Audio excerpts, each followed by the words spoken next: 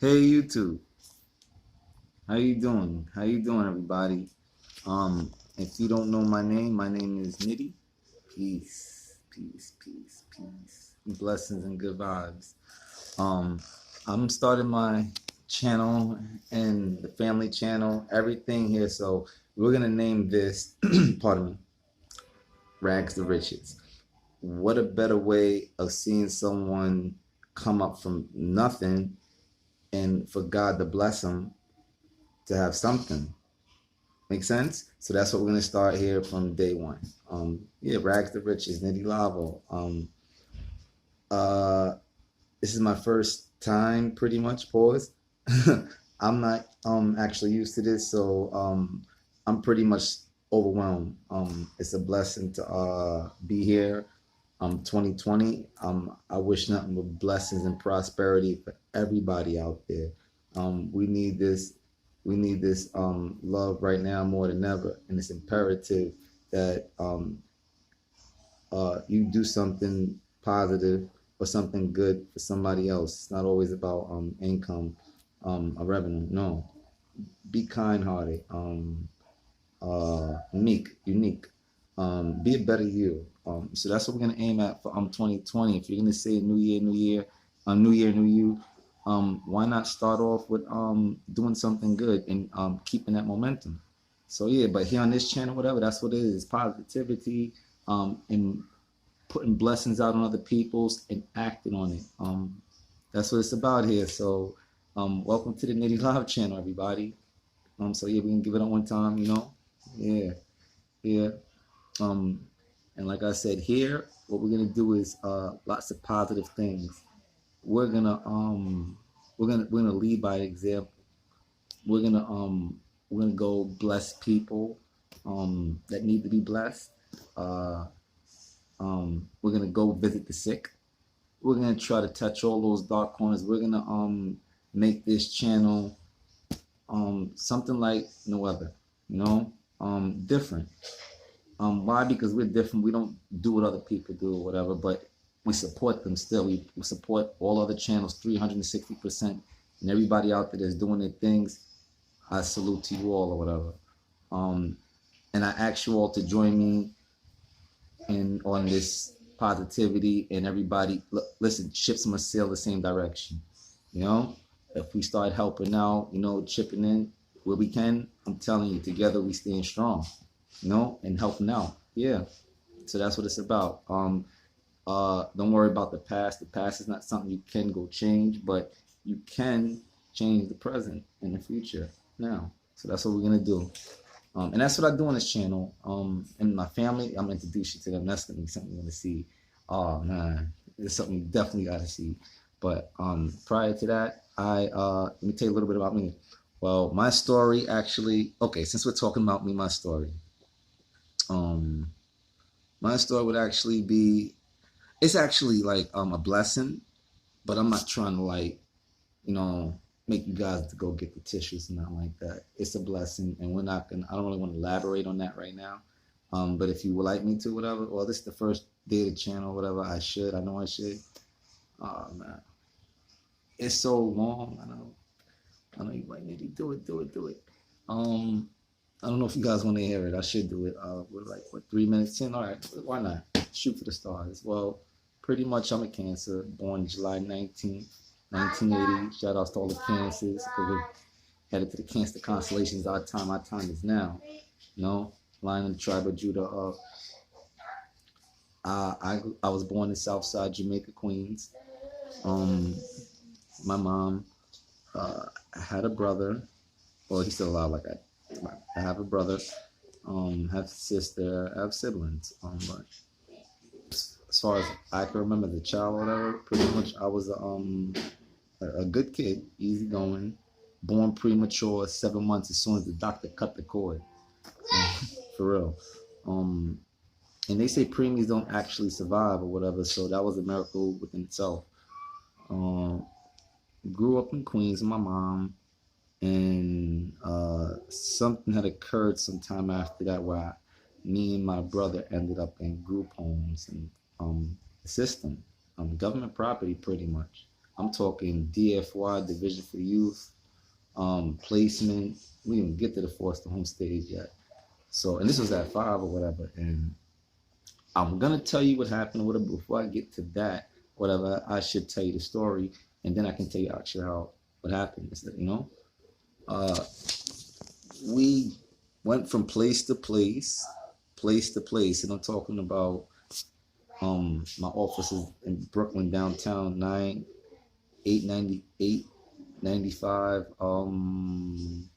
Adams, which is pretty much J Street, downtown Brooklyn. So that was the office. We would pretty much go there every day until it was time to go to court. So I had no time to pretty much go to school for the first year or so until they tried to find placement for me. So picture you're going back and forth day by day from the office, and then when nighttime comes, when everybody's going home, social work has to find a place for you. That actually had to go on for I didn't want to remember, because all I actually remember during that time as a child is staring out the window of the 8th and 9th floor and looking at the courthouse and looking at the people going shopping and going back and forth to court. I spent years doing that, and anytime that I did get to go outside was when I was either going to a place, or pretty much they would take the kids out to just go up by the Brooklyn Bridge just to get a breather or whatever. And that was once in a blue. If you were eating something, it was the microwave snacks. I'm telling you, it was the worst at that time as a child. It was like, why am I going through these things and stuff? It was hard. You didn't even get placed yet. So visits with my mom, that was bi-weekly, meaning twice a month. We would see our mom for like an hour or whatever, and that was like cool. You get to see your mom, some type of visit. But the worst part of that, if you don't know, like I don't know, is your parents have to leave you on a visit. That was a tough pill to swallow. But pretty much, I ended up in placement, me and my brother. I ended up in a place called Children's Village. Children's Village is a place upstate in Dots Ferry, New York. Yeah, and on this campus is like a residential treatment center, something like that, if I remember, guys. And people would actually today come off campus to go to school on this campus. It's well known, famous place or whatever, Children's Village, well funded by the government.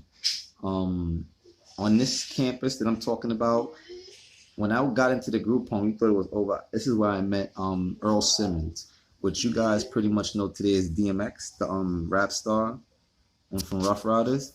I met him there in 1988, when I was like a little kid. And me and him was hanging out like every day or whatever, and I could tell you stories on X. And he raps about stuff in his songs, actually, about stuff that, and he did something in a movie called The Belly. We're gonna get to that too. But yeah, Earl Simmons, yeah, his cottage in the group homes on the campus, they call a house, a complex, which is pretty much right next to each other. They call a complex a cottage. So your house would pretty much be a cottage. That was the name for it. DMX's cottage was right directly next to mine. I'm talking about not down the block.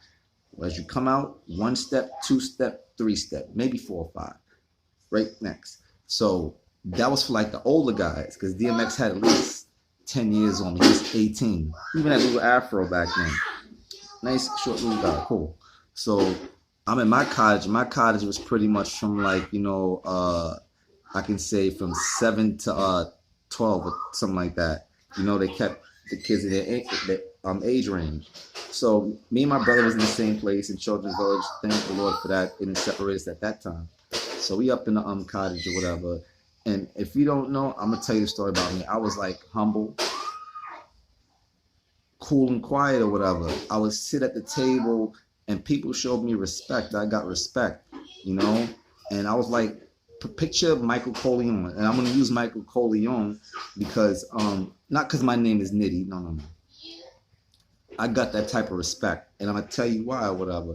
One day I was just sitting at the table because I was a humble dude. I would like, okay, Children's Village was set up a way where like you have a schedule, a section sheet where you have to follow. Like one day you go to recreation, and that was if you weren't on restriction. So I would be chilling at the table or whatever. Remember, I'm a little kid now, just chilling like I'm chilling or whatever. DMX was in the house right next to me or whatever, stuff like that. So picture me chilling at the table. I'm just getting to the story. And one chubby guy comes over to me like, yo, Nitty, I have respect like that. I'm just sitting at the table. Yo, Nitty, yo, guess what? I'm here to break the news to you or whatever. Like, yo, I heard somebody try to touch your brother Timeo. That's all I needed to hear. I looked up. I didn't even say anything. I looked up at him or whatever. I said, take me to. I got up off the table or whatever. And I went to see my brother, whatever, and my brother was just sitting there, whatever. He didn't want to talk to me or whatever. My little brother didn't want to talk to me, whatever. He sucked his thumb. He was doing that since the beginning. He didn't want to talk to me. So I walk over to Benjamin or whatever, knock Benjamin right out. And I don't want to talk violence on this channel. Whatever. I'm just only saying the scenario and what actually happened or whatever, because that gets to the point of DMX talking about how he smacked people up north or whatever, making them run off campus. I'm going to connect the dots on this so you can see what actually happened. And why we call it dark man the dark man. So I knocked Benjamin down or whatever and stuff like that, and I pound him or whatever. He turned red, something like that. And everybody in the group home was just standing around and looking. Even the counselors didn't come break nothing up. They just stood there. Like, I didn't see no counselor stopped me and nothing like that. It was not like a fight where you had to pull the guy off with a guy. No, he got knocked out or whatever. And then when I was finished with him, he got up or whatever, looked around, and ran out the side door of the porch or whatever. And he didn't just leave out the house. This guy ran off campus. And if you don't know, it's like the Army. When you leave off campus, they call it AWOL and OP. This guy went off the property. You understand? And then the supervisor had to get the phone call in the middle of the night and had to hear about all of that. Like, okay. So like a day later, whatever, I think the very next day, I want to say the very next day, because I'm telling you detail for detail on how it happened. I'm on the floor and you do your chores when you're in a group home. So picture somebody has to do the dishes one day, or you might have to sweep the rug. This was no walk in the park. I'm talking picture a little small brush, dustpan, and the floor better look like the White House. Why I say that? Because I've been inside the White House. They wanted it clean just like that. Self-discipline. We'll get to that some other time. So I'm sweeping the floor up or whatever, and it was this big, heavy-set, dark-skinned lady that they made the people call mama. The kids used to call her mama. Now, I would think the only reason why they would call her mama, not because she was a supervisor, but because a lot of the kids, children, most of the kids in the group home were probably orphans or something like that. So they called this lady mama. So mama walks over to me while I'm in the living room by the dining room, sweeping the floor. And she had her hand behind her back. She's looking at me. I'm looking, just on down sweeping, because I was like, I wasn't one of those kids. I was well disciplined. You understand? So I'm sweeping. Mama comes over to me and kicks me on the side of my rib, kicks me, whatever. And I looked up at mama. I'm calling her, look, she got me calling her mama. And it's like 30 years later, something like that. But sorry, pardon. So I look up at her, whatever, with my eye, whatever. And you know what I do, guys? I put my head back down and started sweeping. And then you say, oh, Nitty, why? No. Not that I seen this lady sit on people. Listen, I hit Benjamin. I made him run off campus, whatever. But there was no way in the world or whatever I was going to fight this big lady that they call mama on the campus or whatever and risk the fact of her sitting on me. And I'm like 8 years old. It would have been over for me. You understand? So I put my head down or whatever and started sweeping in my heart, militant. And you know what? It wasn't over there. This lady, the supervisor, said for the rest of my stay on the campus at Children's Village, I wasn't allowed to have no syrup or nothing on my pancakes. Listen, it was bad enough she kicked me in the side of my ribs. And I don't even think I reported that. I kept that straight. That's where that come from. We hold the L's or whatever. And I didn't do nothing wrong. We just the point of the fact that the kid ran off of campus and they had to report. This is the point that DMX found out about it. So you the little dude around there causing trouble. Exactly. Let's connect the dots. So yeah, that happened. But that lady kicked me. I'm traumatized to it to this day or whatever. I remember I was so upset or whatever when she had did that to me, because it's like, miss, you don't even understand the situation. I'm like, all right. God seen that. And I was sweeping the floor in the dustpan. She seen how militant I was and she left me alone. But she also ordered, like, oh, word, you think you militant on me? No more syrup. She thought I was hype or something because, it's the way I handle it. Boom, boom. Oh, no syrup on your pancakes. And I was humble. No problem. So picture you at breakfast, not just for one day of Florida, for the rest of your stay. No syrup on your pancakes and nothing like that. You'll hear stories with DMX talking about some days we got nothing but a soup bowl. So picture a little small soup bowl. I know you don't watch the movies like Orphan Annie and everything. So picture a soup bowl or whatever. Some days that's what it really was. Soup bowl and crackers. I kid you not. This is not the government. Well, I'm not gonna blame it on the government, but that's how it was back then in the '80s. I'm just calling it like it is. A spade is a spade. He raps about this in his songs. So yeah, I was upset by that, and life goes on. But I got major respect. I tell you that or whatever, because one day or whatever, me and X was standing out. Me and Earl Simmons. Let's call him Earl Simmons. Let's not even call him DMX. So me and Earl Simmons is standing out in the back of the porch, and he's like pretty much talking to him. Like, he's talking or whatever. I don't want to say he was rapping or nothing like that or whatever. That was just what he does. All of the stuff you see him doing television and the movies and TMZ, all that. This dude is not crazy. That's just the way he is. Check this out. I believe his grandmother brought him up there one day when his first time, said, "You see this place? You like it? Well, this is where you're going to be staying from now on." Honestly, I'm not even trying to put the man business out there. And I guess he turned to the dark man from that. That would make me a dark man. My grandmother take me up to that place or whatever.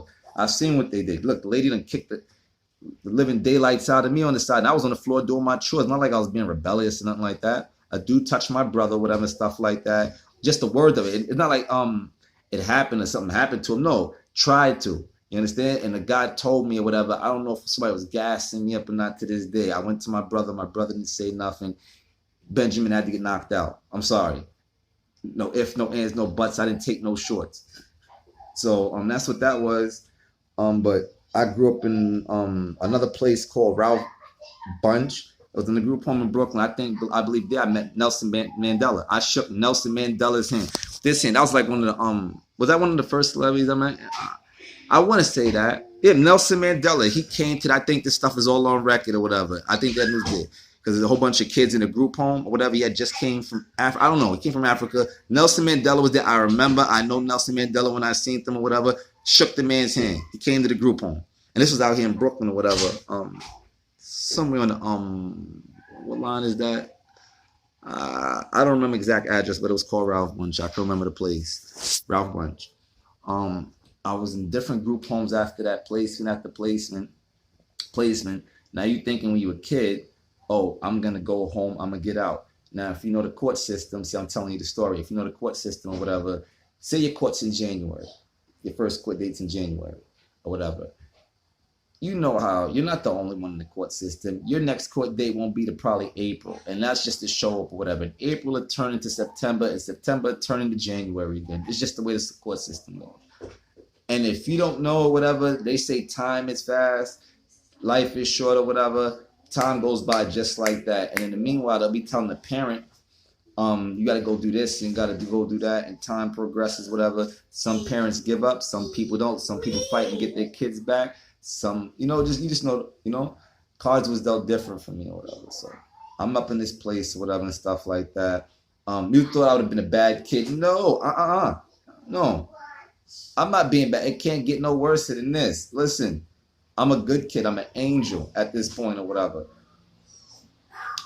I'm going to school, keeping up good grades, praying to God. And I'm talking about, you thought a kid, you got to go to church every Sunday and pray to God. No one had to force me to do anything like that. I had a relationship with God before I left my mother's house.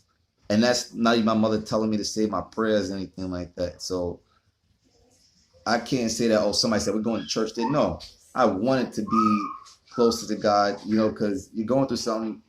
God is the only person you can depend on. I didn't turn my back on God. So I was always a God-fearing man. And then after that, in place to place to place, time progressed on or whatever and stuff like that. I want to tell in between stories, but there's not that much to tell or whatever. They would take me places. When they said I couldn't have visits, I used to run away. It got to the point where I would run away just around the time before it's time to go to court and show up at the court date. Even if they sent me upstate. I remember one time I was in a place called EGA up in over Nyack in Spring Valley where they filmed Jason. Literally Camp Crystal Lake. Camp Crystal Lake was literally my backyard in Chestnut Ridge where they filmed Jason. So I'm over there. I think we in school, we on campus or whatever. And then, some kids had messed up in school or whatever. They was talking some the whole campus is the whole house is on lockdown. Listen, we're already locked up. We can't get no further on lockdown than this. And we're all the whole place is in trouble for something somebody else did. Y'all doing that group thing stuff. I wasn't trying to none of that. It was only a blessing that lockdown or no lockdown, they were still giving people their allowances. So when they said everybody was locked down for the weekend, I didn't want to hear that type of news or whatever. I went to sign for my allowance or whatever. As soon as I signed for my allowance, whatever, they give you money in a little small envelope or whatever. I just had enough or whatever to get on the bus. I ran away. I jumped over the fence or whatever in the middle of nowhere. I'm talking about in the middle of nowhere, whatever. You see how you watch the movies or whatever, you're in the middle of nowhere, whatever, but somehow you just find your way like Lassie the dog. That's exactly what I'm talking about. I ain't trying to be funny. I'm up in the middle of nowhere in Chestnut Riding at Crystal Lake. Jason's not chasing me or whatever, even though there's some truth to that story in that movie. That's another story. But I'm out there in the woods or whatever. I know from driving the van into Nyack or whatever, so I already studied the roads. I was intelligent. I was moving like MacGyver. Listen, when they would go take the van to out to the mall and stuff like that, I studied the roads and the lefts and the rights. I studied everything. You know what I'm saying? So when I got out, I jumped over those fences and stuff like that. I made my way to the bus terminal or whatever, found a pack of cigarettes or whatever and stuff like that. I paid for my ticket with my allowance, whatever, went to the back of the bus, hit the George Washington Bridge. Finally, once I seen the Twin Towers, whatever, because the Twin Towers was still standing at that time or whatever, once I seen the Twin Towers from the George Washington Bridge, like, yes, checkmate. Hopped right on the A train and went to South. I didn't even go to Jamaica, Queens. I went to QB. I went to Queensbridge, my house, whatever. And that's where Nas is from or whatever, because Nas and my cousin are best friends, but I don't want to make this about Nas and his rap career, nothing like that. They're just friends from child. Nas knew me when I was a baby. Yeah, so that happening, going from place to place to place, whatever, and then I go to court. Sure, I won't get in trouble because I showed up. It's not like I ran away and chased. But that happened until I was like 17. And when I was 17, my mother's brother came to adopt me. He was a rich uncle that told the courts, you know what, I want to take my nephew. I have money, I'm rich or whatever. And he only took me, guys, just to use me for this. And he was rich because when you're rich and you're going to school, it's a tax write-off. He did that and he did some other things. But right after that, around them times, whatever, after me getting out the system, I started to work with Interscope Records. And God started to bless me in a way, and I moved up fast. I was working with Death Row, Jimmy Iovine, Interscope Records / A&M. I was doing my thing. Jimmy Iovine is a cool person. So shout out to A&M Records and Jimmy Iovine Interscope. You already know I was there. I don't even want to talk about all of that, but yeah, I was doing my music. So I met a lot of people along the way. I left the music industry on a good note, no bad note or whatever, and just wanted to live life as a kid. I was in a group home. I said, I want to go work. I'm gonna start from the ground. And you saying, why would you want this? God is giving you all of this or whatever. Why go back and start all over? I don't know. I missed out on so much in life. I wanted to work at a place like McDonald's or whatever. Don't ask me why. I liked the McDonald's when I was a kid or whatever. I just wanted to go work. I didn't have to or whatever. I was working with the record label that had Prince, Shaquille O'Neal. I wanted to go do that. My choice, not forced, me. So I went and did that or whatever. And I had a name for myself rapping in the streets still or whatever in Jamaica, Queens, whatever. I met a girl named Onika from her friend named Fendi because they asked me to rap battle with her. You don't want to know about the situation between me and Nicki Minaj. I'm going to leave that for another story because this is the first story. So I'm going to stop that right there, whatever. And I'm going to tell you the story about me and Nicki Minaj. Or that's something you want to hear because you hear it on the rap. So we're going to cut this video short right there, whatever, and not give so much to the story and give the story time to marinate. Oh, yeah, for part 2 or whatever, because this is the Nitty Liveo show. And the story I know is just like, I can't just tell you the whole story or whatever right away or whatever. It's the first video. Why tell you the whole story? We have enough time because everything's just, oh man, it's a blessing. It's more than a blessing. It's God's salvation because I can't take credit for none of God's doing. So yeah, on that note, we're gonna cut this video short, and there will be the part 2 segment to this. Volume 2 on that. So blessings, prosperity, peace.